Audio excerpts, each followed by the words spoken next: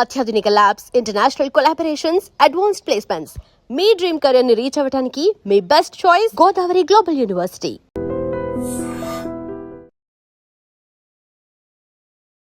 నమస్కారం, నా పేరు డాక్టర్ షగుఫ్తా. నేను న్యాచురోపతి డాక్టర్ని. ఈ మధ్య కాలంలో మలబద్ధక సమస్య అండి, కాన్స్టిపేషన్ అధికంగా అయిపోయింది. చిన్న పిల్లల దగ్గర నుంచి పెద్దవాళ్ళలో వరకు. అసలు మా పిల్లలు ఒక 1 వీక్ అయింది మోషన్కి వెళ్ళి, 10 డేస్ అయింది మోషన్కి అనే వాళ్ళు కూడా చాలామంది చెప్పారు. ఎందుకంటే ఇప్పుడు సమ్మర్ హాలిడేస్ స్టార్ట్ అయ్యాయి. పిల్లలు ఏంటంటే ఎక్కువగా జంక్ ఫుడ్స్కి ఎక్కువ ఇష్టపడతారు. కాబట్టి సమ్మర్ హాలిడేస్లో మనకి పిల్లలకు అడక్కడకు అడుగుతున్నారని చెప్పేసి అన్ని జంక్ ఫుడ్స్ తెచ్చిపెట్టే వాళ్ళు కొంతమంది ఉంటారు. వాళ్ళ వల్ల రీసెంట్గా ఒక అమ్మాయిని తీసుకొచ్చారు. ఆల్మోస్ట్ 4 to 5 డేస్ అయింది మోషన్ అని చెప్పి తీసుకొస్తే, ఆ బాడీలో ఎందుకంటే సమ్మర్లో ఎక్కువ స్వెట్ వస్తుంది కదా, చెమటలు పడతాయి కదా. ఆ చెమటకి మామూలుగా అయితే నార్మల్ శరీరానికి చెమట స్మెల్ నార్మల్గా ఉంటుంది.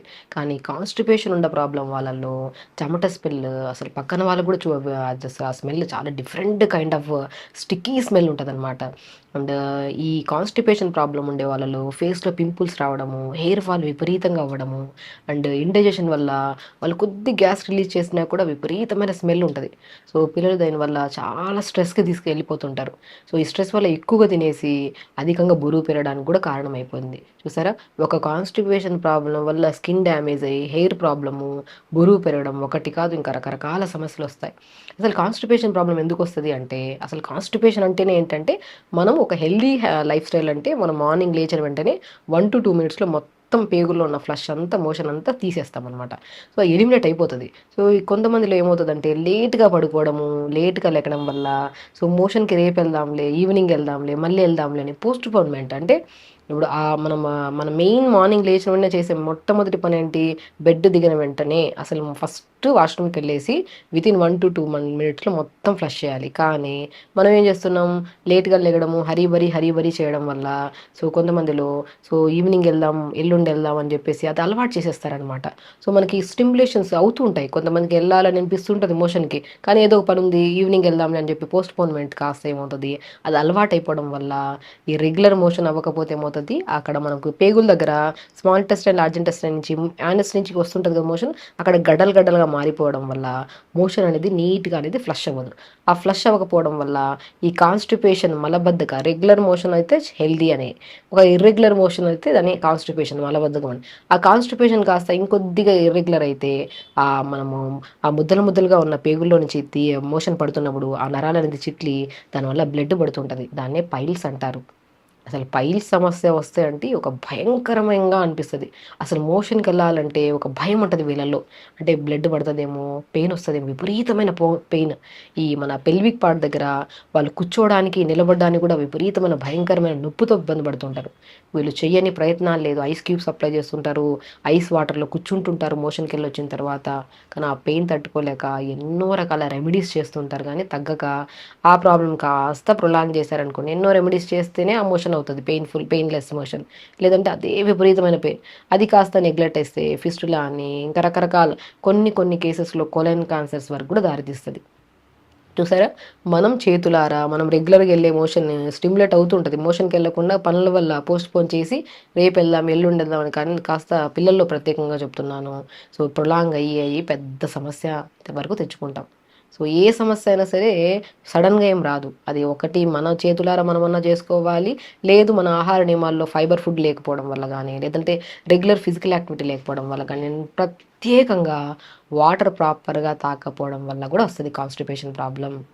సో మా మెయిన్ థింగ్, ఎన్ని రకాల సమస్యలైనా సరే ఒక మనిషికి ఖచ్చితంగా ప్రాపర్ వాటర్ లేకపోతే, లూబ్రికేషన్ మనకి ప్రాపర్ మనం నీళ్ళు సరిగా తాగలేకపోతే ఫుడ్ అనేది ఏమవుతుంది, సాలిడ్ లాగా అయిపోయి ఆ సాలిడ్ కాస్త పేగుల్లోకి పోవాలంటే కొద్దిగా ఫ్రీ ఉండాలన్నమాట, నీట్గా ఉండాలి. ఆ నీట్ అవ్వాలంటే ప్రాపర్ వాటర్ ఉండాలి. కాబట్టి ఏ రకమైన సమస్యలు ఉన్నా, ప్రత్యేకంగా కాన్స్టిపేషన్ ప్రాబ్లం ఉండే వాళ్ళలో ఇప్పుడు నేను చెప్పిన మోతాదులో వాటర్ తాగండి. మీరు చేసే ఏ రెమెడీ కూడా పనికిరాదు. బట్ ఈ వాటర్ ఇలా విధానంలో తీసుకుంటే మార్నింగ్ లేచిన వెంటనే వద్దన్నా సరే మీరు అసలు ఆ స్టిమ్యులేషన్ ఆగదు. మీరు ఏ పని ఉన్నా సరే పని పోస్ట్ పోన్ చేస్తారేమో కానీ మోషన్ పోస్ట్ పోన్ చేయరు. అలా ఉంటుంది అనమాట ఇలా ఈ పద్ధతిలో మనం వాటర్ తాగితే. సో ఈ వాటర్ ఎలా తాగాలంటే మార్నింగ్ నుంచి 11 వరకు 1 లీటర్ తాగాలి. చాలామంది లేచిన వెంటనే 1 లీటర్ వాటర్ తాగేసి అలవాటు చేసేస్తూ ఉంటారు అనమాట. ఆ 1 లీటర్ గోరువెచ్చని వాటర్ తాగేస్తూ ఉంటారు. సో దానివల్ల రాను కిడ్నీ ప్రాబ్లమ్స్ వచ్చే ఛాన్సెస్ కూడా ఉంటాయి. ఒక మనిషి ఇప్పుడు మనము ఈ మార్నింగ్ బ్రేక్ఫాస్ట్లో ఇంత, లంచ్లో ఇంత, డిన్నర్ ఇంత ఫుడ్ తింటాం. ఒక 3 పూట్ల ఫుడ్ ఒకటేసారి వేస్తాము, స్టమక్ హెవీ అయిపోదు. సేమ్ ఎగ్జాక్ట్లీ మనము ఒక ఒక 2-3 గంటల్లో తాగాల్సిన వాటర్ ఒకటేసారి వేసేస్తే కిడ్నీకి ఓవర్ బర్డెన్ అయిపోతుంది కదా.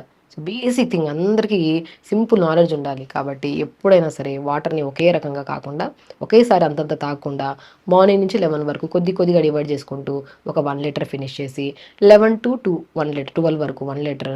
సో మళ్ళీ 11 to 12 ఆర్ 1 వరకు ఒక 1 లీటర్, 1 to 4 వరకు కొద్దిగా డివైడ్ చేసుకొని ఒక 1 లీటర్ వరకు, 4 to 7 వరకు అలాగా ఎలాగైనా సరే అట్లీస్ట్ కొద్దిగా డివైడ్ చేసుకుంటూ ఎవ్రీ 1.5 అవర్కి ఒకసారి కానీ 1 అవర్కి ఒకసారి కానీ ఇలా వాటర్ని ఇలా తీసుకుంటుంటే 3.5 to 4 లీటర్స్ వరకు వాటర్ ఫినిష్ చేస్తే వాటర్ ప్రాపర్గా ఉండి అండ్ మనము తిన్న తర్వాత కానీ తిన్నాక ముందు కానీ కొద్ది గ్యాప్ ఇవ్వాలి వాటర్ తాగడానికి కూడా.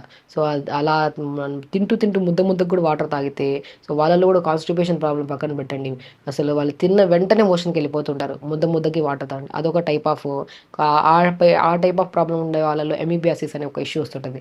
పేగుల్లో ఈ బ్యాక్టీరియల్ ఇన్ఫెక్షన్స్, ఈ వైరల్ ఇన్ఫెక్షన్స్ ఎక్కువ వస్తుంటాయి అనమాట. సో కాబట్టి ఎప్పుడైనా సరే వాటర్ని ఇలా డివైడ్ చేసుకుని వాటర్ తాగి మనం ఫుడ్లో ప్రత్యేకంగా ఫైబర్ ఎక్కువ తీసుకోవాలి. లైక్ ఫైబర్ ఫుడ్స్ అంటే మనం ఆకుకూరలు, ఇప్పుడు మనం ఆకుకూరలు రెగ్యులర్గా తీసుకుంటారా పిల్లలు అంటే అస్సలు మా పిల్లలు ఆకుకూరలే తినరండి అంటారు. ఆకుకూరలు తినకపోతే ఖచ్చితంగా కంటి సమస్యలు వస్తాయి, కాన్స్టిపేషన్ ప్రాబ్లమ్స్ కూడా వస్తాయి. సో ఆకుకూరల్ని మనం ఒక మీల్ అంటే లంచ్లో పిల్లలు కానీ మనకు కానీ ఎప్పుడైనా సరే మంచిగా ఇంత బ్రౌన్ రైస్, ఇంత vegetables with combination of paneer curry కొద్దిగా, లైక్ విత్ ఏదైనా ప్రోటీన్ కాంబినేషన్లో కర్రీ, ఒక ఆకుకూర ఫ్రై ఇలా కంప్లీట్ మీల్లో తిన్నామనుకోండి. దాంతోపాటు మనం లంచ్ చేసిన ఒక 15 to 20 మినిట్స్ తర్వాత పల్చని మధ్యలో కొద్ది జీలకర్ర కలుపుకొని తాగండి. ఇలా మీల్ తీసుకుంటే ఎందుకు డైజెషన్ అవ్వదు, ఎందుకు కాన్స్టిపేషన్ ప్రాబ్లం వస్తుంది అంటే ఖచ్చితంగా లంచ్ తర్వాత కానీ డిన్నర్ తర్వాత కానీ ప్రతి ఒక్కరికి నేను ప్రత్యేకంగా చెప్తాను, పల్చటి మజ్జిగ తాగండి, దాంట్లో కొద్ది జీలకర్ర పౌడర్ కలుపుకొని తాగండి. 100% మీకు కాన్స్టిపేషన్ ప్రాబ్లం రాదు. అండ్ ప్రత్యేకంగా ఎవ్వరికి మనకి చాలా మందిలో చూస్తుంటారు గట్ ఇష్యూస్ ఎక్కువ ఉంటాయి. అంటే వెళ్తే రోజుకు 4-5 సార్లు మోషన్కి వెళ్తారు, లేకపోతే ఒక 3-4 రోజుల వరకు మోషన్కి వెళ్ళరు. వెళ్ళిన మోషన్ టైట్గా వస్తుందని చెప్పి బాధతో వాళ్ళు కావాలని చెప్పేసి వాళ్ళు రకరకాల సిరప్స్ వాడుతుంటారు, మెడిసిన్స్ వాడుతుంటారు. సో ఈ గట్ ప్రాబ్లమ్స్ అస్సలు మనం ఎవ్రీడే మార్నింగ్ లేచిన వెంటనే ఒక డ్రాప్ ఆఫ్ వాటర్ తాగకుండా మోషన్కి వెళ్ళి వితిన్ 1 to 2 మినిట్స్లో ఫ్లష్ చేసే వచ్చే వాళ్ళే హెల్దీ అంటాను. సో అలా హెల్దీ ప్రాసెస్ అవ్వాలంటే మనము లంచ్ని ఇలా ప్రాపర్ మీల్ లాగా ప్లాన్ చేసుకొని దాంతోపాటు మజ్జిగ, ఆ మజ్జిగలో డెఫినెట్గా ఒకరోజు జీలకర్ర పౌడరు, ఒకరోజు అవిసె విత్తనాలు ఉంటాయి కదా ఫ్లాక్ సీడ్స్, ఆ ఫ్లాక్ సీడ్స్లో కూడా అద్భుతమైన omega-3 ఫ్యాటీ యాసిడ్స్ ఉంటే జిగురు పదార్థం ఎక్కువ ఉంటుంది కాబట్టి అది కూడా మోషన్ సాఫ్ అవ్వడానికి చాలా మంచిగా దోహదపడుతుంది అనమాట. కాబట్టి లంచ్ తర్వాత అండ్ పల్చటి, అది కూడా ఇమ్మీడియట్ కాకుండా 15 to 20 మినిట్స్ తర్వాత పల్చటి మజ్జిగలో మధ్యాహ్నం లంచ్ తర్వాత పోనీ జీలకర్ర పౌడర్ 1/2 స్పూన్ కలుపుకొని తాగండి. డిన్నర్ తర్వాత మజ్జిగలో 1/2 స్పూను మన అవిసె విత్తనాల పౌడర్ కలుపుకొని తాగండి. మంచిగా అసలు గట్ ప్రాబ్లమ్స్ అనేవి మనకు ఉండవన్నమాట. సో మనం వాటితో పాటు ఆకుకూరలు రెగ్యులర్గా తీసుకోండి. అండ్ నేను సమ్మర్లో మాట్లాడుతున్నాను కాబట్టి ఈ టాపిక్, అండ్ సమ్మర్లో స్పెషల్లీ రీసెంట్గా వచ్చిన పిల్లల్లో కూడా అసలు సమ్మర్లో జంక్ ఫుడ్స్ ఎక్కువ తినడం వల్ల వస్తున్నారని చెప్పాను కదా. సో పిల్లలు ఏంటంటే ఎక్కువగా ఒక మంచి ఫ్రూట్స్ దొరుకుతాయండి. ఇప్పుడు సమ్మర్లో దొరికే అమృతమైన ఫ్రూట్స్ తాటి ముంజలు తెలుసుగా.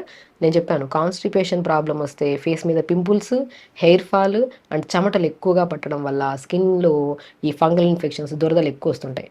తాటి ముంజల్ని మనం ఇంటేక్ తీసుకోవడం వల్ల అసలు మోషన్ నీట్గా ఫ్లష్ అవుతుంది ఒకటి. నెక్స్ట్ తాటి ముంజల్ని మిక్సీ పట్టేసి ఆ పేస్ట్ని స్కిన్ అంతా అప్లై చేసి సున్నిపిండిలాగా పెట్టి స్నానం చేస్తే నీట్గా అసలు మనకి చెమటల వల్ల వచ్చే ఎన్నో రకాల ఇన్ఫెక్షన్స్ రావు. First point. సెకండ్ పాయింట్, తాటి ముంజల పేస్ట్ని ఫేస్కి పెట్టేసి 5 to 10 మినిట్స్ తర్వాత వాష్ చేస్తే పింపుల్స్ ఉండవు. పింపుల్స్ వచ్చిన వల్ల మార్క్స్ కూడా ఉండవు, మనకి మంగు మచ్చలు అంటారు కూడా అవి కూడా ఉండవు.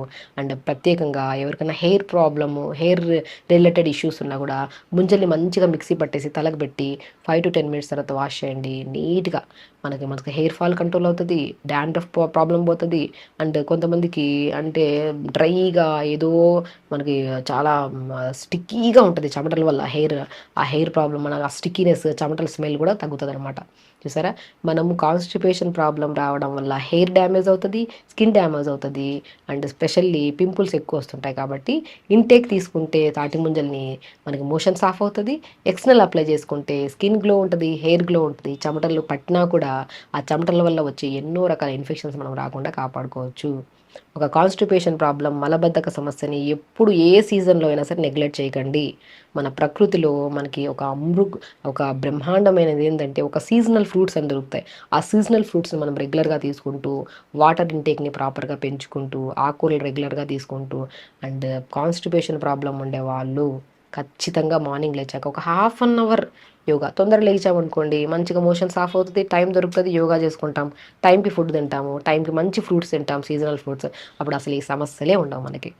కాబట్టి ఒక కాన్స్టిపేషన్ ప్రాబ్లం వల్ల ఎన్నో రకాల ప్రాబ్లమ్స్ వస్తాయి. అవి రాకుండా మనం కాపాడుకోవాలంటే ఒక లైఫ్ స్టైల్ని హ్యాపీగా ఫస్ట్ మనకు మనం చెయ్యాలన్న ఇంట్రెస్ట్తో మనం చేయాలి. ఇప్పుడు మనం చెప్పిన ఈ పాయింట్స్ అన్నీ ఒక కాన్స్టిపేషన్ ఉండే వాళ్ళే కాకుండా ఎన్ని రకాల సమస్యలు ఉన్నా, మీకు ఏ సమస్య ఉన్నా సరే ఈ ప్రాసెస్ని మనం ఫాలో అయితే అసలు కాన్స్టిపేషన్ రాదు, కంటి సమస్యలు రావు, హెయిర్ హెల్తీగా ఉంటుంది, స్కిన్ హెల్తీగా ఉంటుంది, ఇమ్యూనిటీ బూస్టర్గా కూడా ఉంటాం అనమాట. కాబట్టి ఇవన్నీ చేయండి, హెల్తీగా ఉండండి, హ్యాపీగా ఉండండి. నమస్కారం.